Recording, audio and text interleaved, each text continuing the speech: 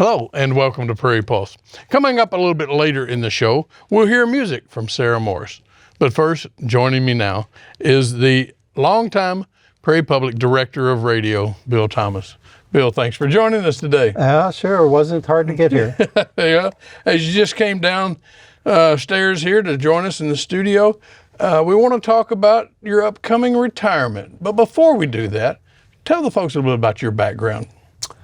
Well, I grew up in southern Illinois on the Mississippi River, right near where Lewis and Clark took off from, right by the mouth of the Missouri, in a town on the river there. And I got involved in radio fairly early in college and ended up kind of following it around like a lot of media people do. I was in St. Louis, I was in Champaign-Urbana, Illinois, I was in Washington, D.C., I was in Los Angeles, California, I was in Lincoln, Nebraska, and then I came here. And this is where I stuck the most. It's been almost 25 years that I've been here. And, I learned a lot around in different places. I did a few different things and I was able to use them here. Well, with that said, and, obviously we're sorry to see you retire, but as you're stepping down, what do you think, what do you reflect on your tenure here? Well, I reflect on it's different levels. I mean, there's the whole technical level and all the changes that have happened and in how we do things. There's also the impact level, because that's in public broadcasting, that's what we're in it for. We want to have an effect, have an impact. And sometimes it's a matter of getting people some vital information about things going on in their state or their community that they need to know about. Sometimes it's a matter of providing access to some new cultural thing, some music or literature or poetry or something that is a really significant addition to people's lives. And so those are the things. I really appreciate the times that I've gotten affirmation that we have had an impact on people, which just happens at the oddest times as you go through your life, that somebody will tell you about the effect that something that Prairie Public has had for them. Yeah. Well, you've worked with a number of organizations, but can you talk some about what a statewide radio network like this one is, and the branding of that, and the challenge of serving an entire state with news and music programming? Sure. There's a whole kind of calculus to it of the fact that people tend to relate very strongly to the communities that they live in, so their town or county or wherever city that they live in. And the state level can be a little abstract for people, but so much that's important to people happens on a state level. And so I think that the fact that we are able to provide a network that actually can be heard. So, as we're talking here, there's things going on in the state capitol that Dave Thompson, our very respected, very experienced news director and reporter on state government, is covering. And the fact that reporting can get out to every corner of the state, all up and down around North Dakota, is important. And it's an important service that has become only more important over the years as various factors have led to the shrinkage of other news media. The reporting corps in Bismarck that's reporting on state government issues has really shrunk. And Dave has been there providing that information, and we know that it's something that people tell us they appreciate getting it. But it's not just state government reporting, it's things about how people are working. We just had a great report about rural school boards. We're working on one right now about childcare and how communities are struggling to provide childcare options for them. Those are issues that are important. They're national issues, but we have a particular way that they impact us here, that they happen here, and being able to talk about that, I think that really is something that is that public service mission that public broadcasting is about. Yeah. So, you said almost 25 years here. Yeah. As you come up to retirement. What were some of your biggest challenges that you faced over those years? Well, we just talked about being statewide. That is a challenge for the reasons that I was just discussing, that you have all these different communities that you want to do things that will be of good value, good service to them across the state. So figuring out what are those things, what are the things, you don't want to do something that is just for one community, but maybe there's a story in one community that other people will be interested or can learn from. So it's always trying to figure that out. So that's part of it. There's certainly a technical challenge. You know, there's a practical challenge in covering such a wide area. There's a lot of work to be done to just keep that coverage going, you know, and there's the resource issue. North Dakota is not a high population state. It's not a state with a bunch of big wealthy foundations like some places have in where there's larger cities or something like that. And so for a public service effort like we are, it's constantly a challenge. There's so much more that we know we could do if we had more resources, and it's always trying to pull those together. And then it takes, well, you know, it takes so much to keep it going, like we were saying, with the big physical infrastructure base that we have. Mm-hmm, absolutely. But just talk about public radio now. You know, as I said, you've worked at a number of stations and seen different variety. But what have been some of the changes that have occurred over the years? I know technology's Well, I think technology, and then technology ripples out to other things. So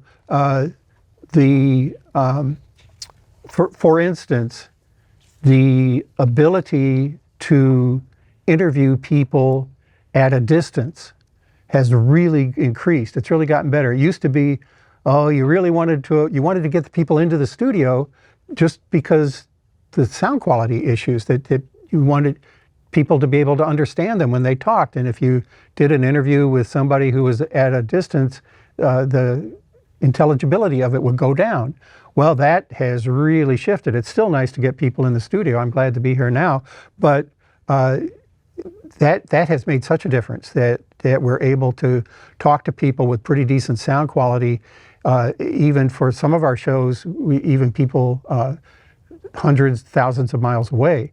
So that technological change has made a difference in who we can bring in to participate.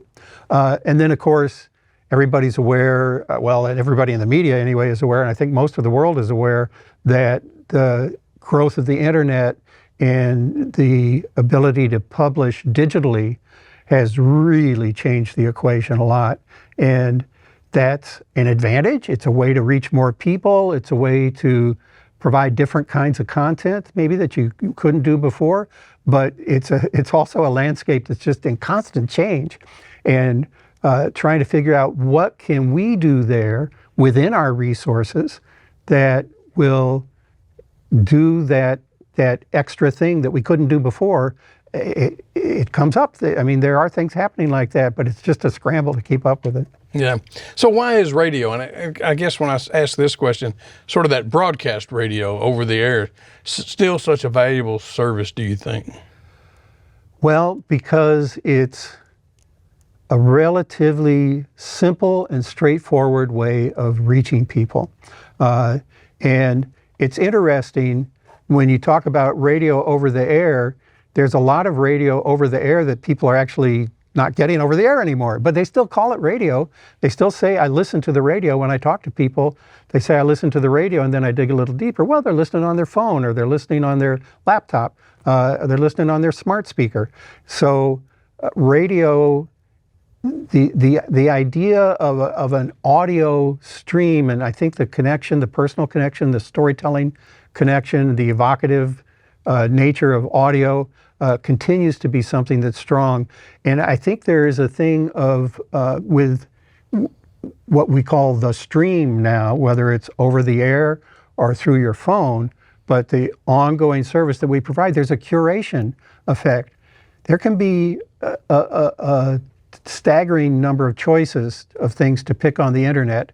And one of the things that we do, one of the services we do for people, is we go through and we try to figure out things that we think will be interesting, will be important, will be amusing, and provide those. So we kind of do some of the selection that people appreciate that. Yeah. Talk a little bit about, podcasting seems to be a phrase you hear a lot nowadays. Talk about what Prairie Public is doing in podcasting, especially in, I guess, the Main Street show. Well, we've tried to get into podcasting fairly early on and did somewhat. But a lot of that was just taking things that are on the air and publishing them as podcasts. And that works with some things. So some things it only works partially well.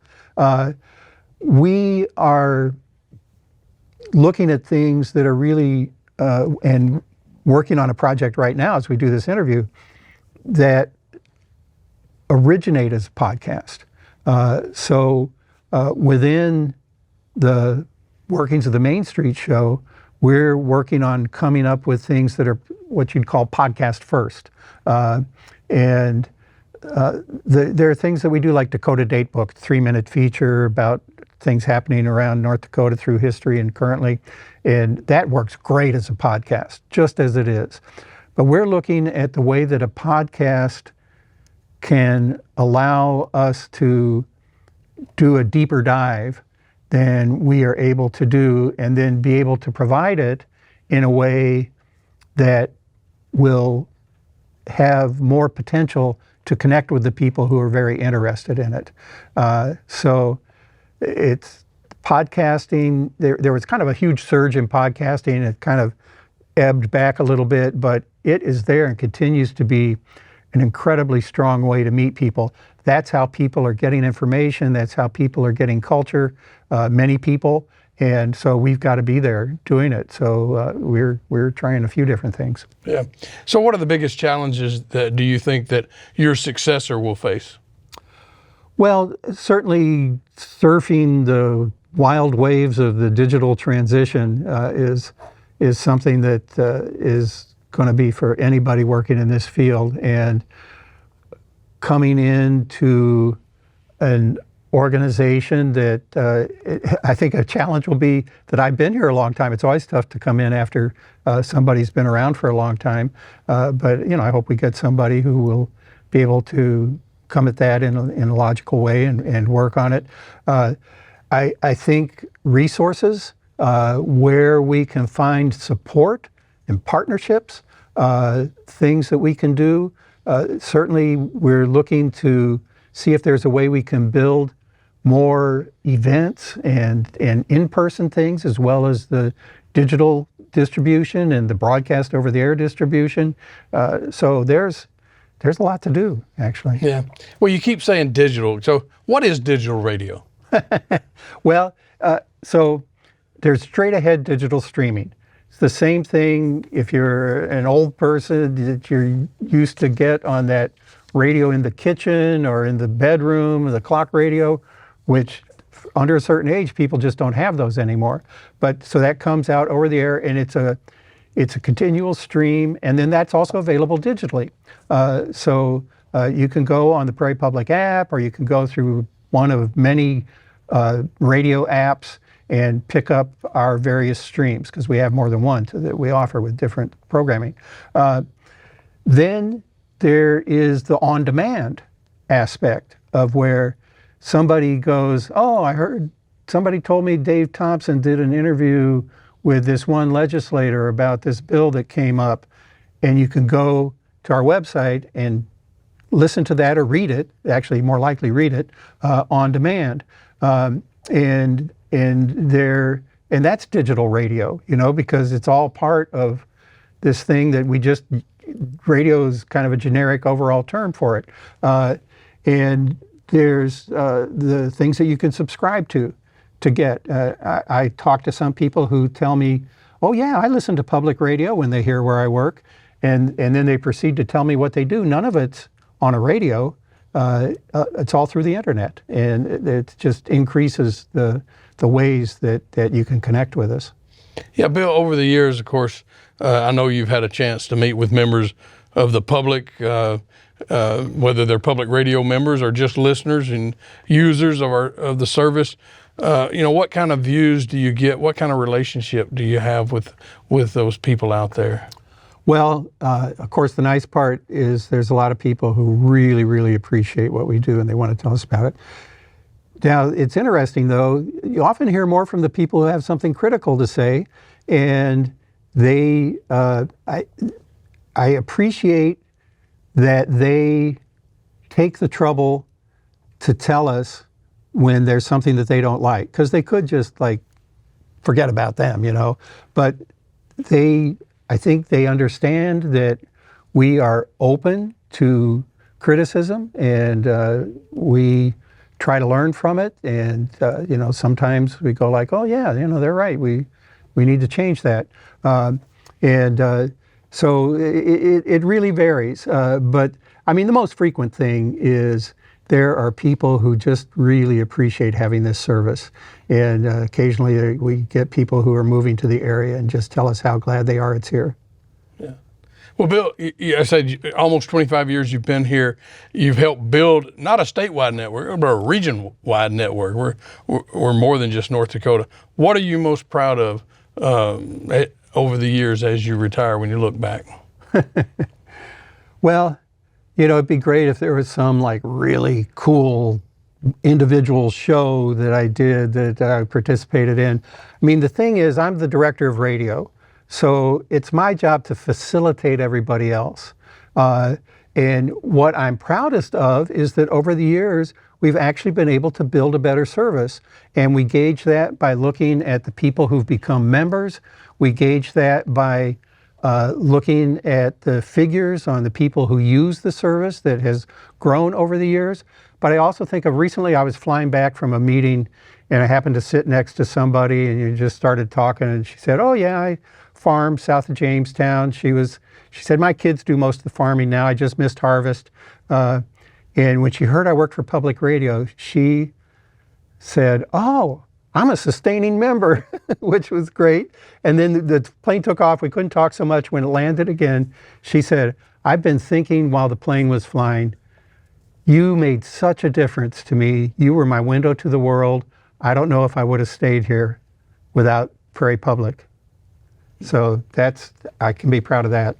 You should be proud of that. And Bill, we're going to wish you the best in your retirement, but I know you're not going too far. Sticking around. So you're going to stick around the area. Well, we are out of time, but if people want more information, where would you ask them to go? prairiepublic.org. That's the place to look. It's all there. All right. Well, Bill, best of luck on your retirement, and we look forward to having you back someday. Okay. All right. Stay tuned for more.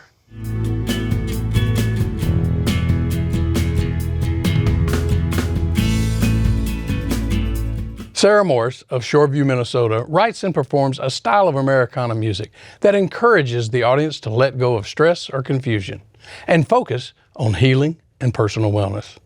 Her velvety voice soothes the most challenging of days.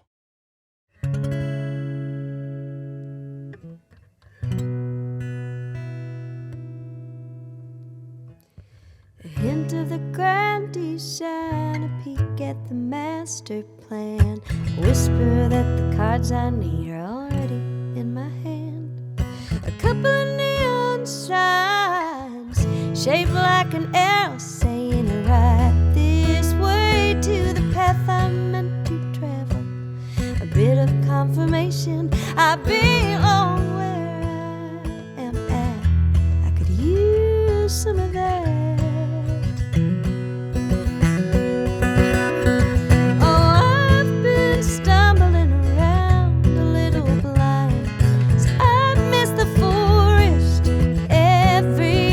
But I can tell you the secrets of a single pie. I get lost, but I don't mind as long as the story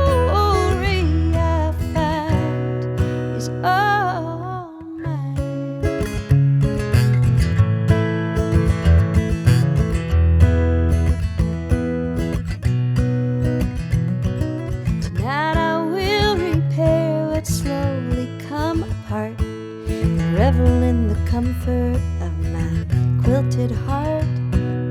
Put some brand new strings on this old guitar and sing my way through another false start.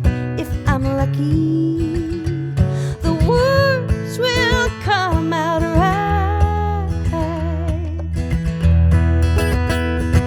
in phrases at once simple and sublime. And as long as they are true, I don't care if they rhyme.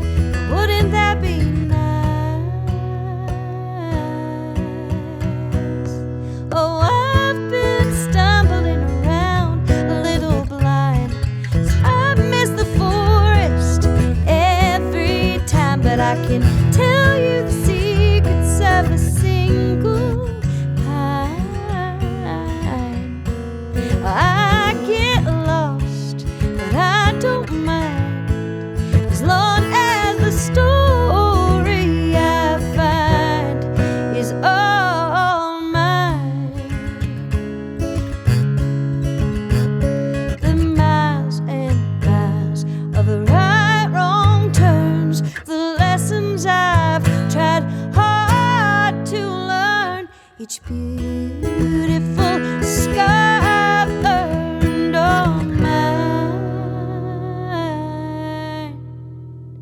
Oh, I've been stumbling around a little blind, so I miss the forest every time, but I can tell you the secrets of a single pine.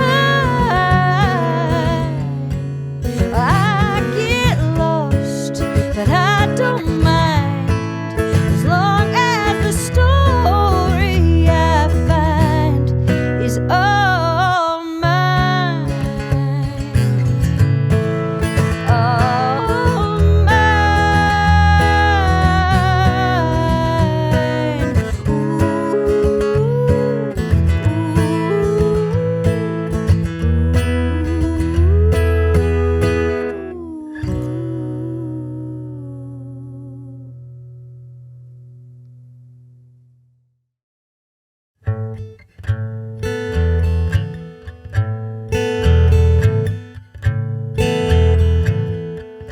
Spring came early this year, but came late, I can't tell. Oh, I hardly know what day it is anyway. You could hold a calendar in front of my face, I'd press my finger to some square, declare with confidence it's this one, maybe. And there's a weirdness and a wildness and a heaviness to every moment lately. And I feel a little comfort knowing you probably feel these same things too. So even if we're far apart, I can still be with you.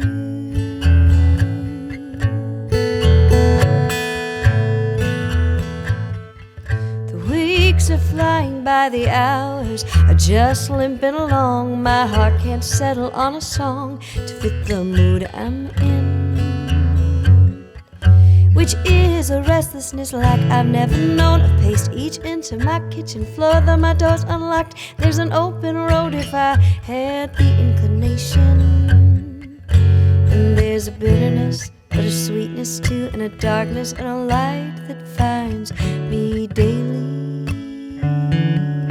And I feel a little comfort knowing you probably feel these same things too. So even if we're far apart, I can still be with you. And I'm not sleeping well, so I'm rarely awake, but I end each night with a prayer for strength and the wisdom to take this time, this space to root down.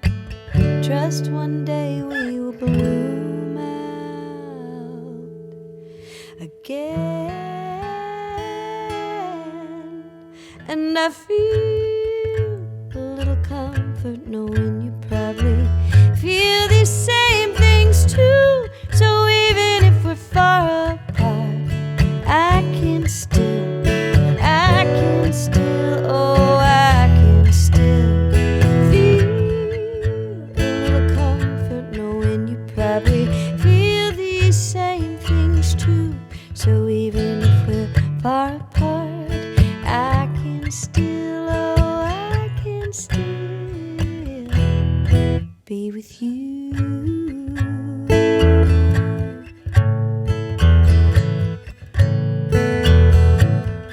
Be with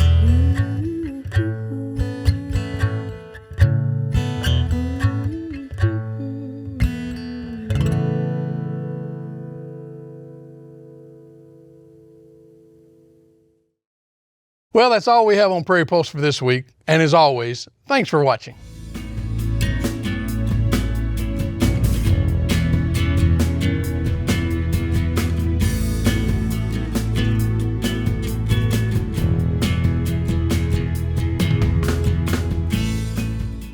Funded by the Minnesota Arts and Cultural Heritage Fund with money from the vote of the people of Minnesota on November 4th, 2008. And by the members of Prairie Public.